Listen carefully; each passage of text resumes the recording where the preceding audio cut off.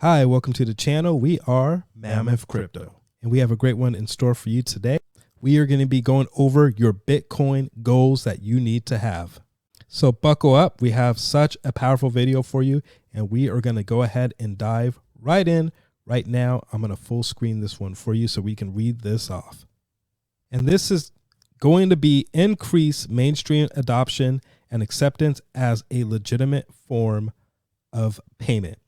Now, this is really powerful and can be helpful in a lot of ways because the increased adoption of acceptance of different types of payment is going to be something that you're just going to have to deal with in 2023 if you're going to continue to be on the crypto, NFT, the blockchain type of trends of payment. For example, there's services I use that only accept cryptocurrencies. So I had to get myself different types of crypto wallets, learn the process and how to use them. And to my knowledge, at first, they can be tricky. That was my experience, but over time, they've gotten easier and easier, and I've picked up tips from different people who have done this step before. So my recommendation is if you are finding yourself running into barriers or any sort of walls, look and seek out people who've done it before, who've made the successful transition, and that should give you a little bit more confidence and a little bit of a boost as you do that. But you're going to want to get into the habit of utilizing these different forms of payment, because they're going to be more accepted as we continue on this spree of cryptocurrency, NFTs, and blockchain level technologies as different forms of trading and different forms of payment acceptance. Mark Cuban talked about Dogecoin being accepted at the Maverick Games, I believe, when he was on Ellen. So there's a lot of different areas and gray areas where you can use your crypto, your different types of crypto for different places. So keep an eye on that, and that's going to be something that should serve you well into the future. We're going to full screen this one again, and we are going to move on right to the next slide. Now, this is the development of new infrastructure and technology to improve scalability and efficiency of the network. So what that means is you're going to need to brace yourself for the new technology, get acquainted with it, learn it, try your best to understand it, be able to recite it, maybe even teach it. That's going to put you in the best position to make moves and do things to help you scale the infrastructure of your business. If you want to branch out and grow and expand your business and scale it, you're going to need to utilize the new technology, because keep in mind, this is a technical type of infrastructure in the first place. Cryptocurrencies, blockchain technologies, NFTs, all these are online, recorded on a blockchain. So when you have a ledger that's completely digital, you're going to have to just kind of accept and embrace the fact that this is going to be a digital type of asset. As you embrace a new technology for these assets, you have a chance to really expand and move forward. So keep this in mind. We're going to jump into another full screen and go right into our next slide, which is going to be right here. Now, this is the expansion of the use of Bitcoin in institutional finance and also in investment. So that means that you're going to see Bitcoin appearing more often and more frequently in different sorts of usages. Now, you might see this as a form of payment for a mortgage. You might see this as a form of payment for buying a candy bar. We don't really know how far Bitcoin's going to go, but we do know Bitcoin is the big runner in the cryptocurrency market. We can expect, if anything's going to make the quick change, it's going to be Bitcoin. My second guess would be Ethereum, because Ethereum's the runner up to Bitcoin's.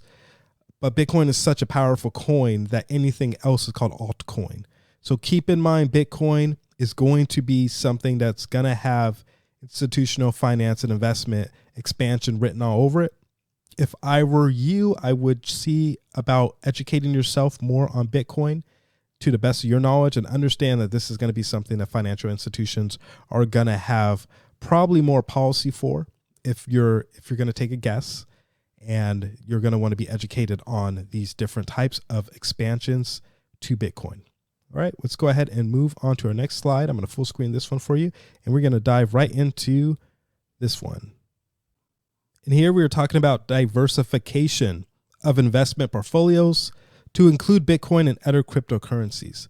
So you're going to see this happen a lot. There's going to be a lot of diversification of investment portfolios, a lot of them that are just mortgages, real estate, Airbnbs, parking lots, trailer parks, they're going to start getting into cryptocurrencies and using things like Bitcoin, altcoin, Ethereum, XPR, and they're going to dive into ways where they can really diversify their portfolio to minimize risk.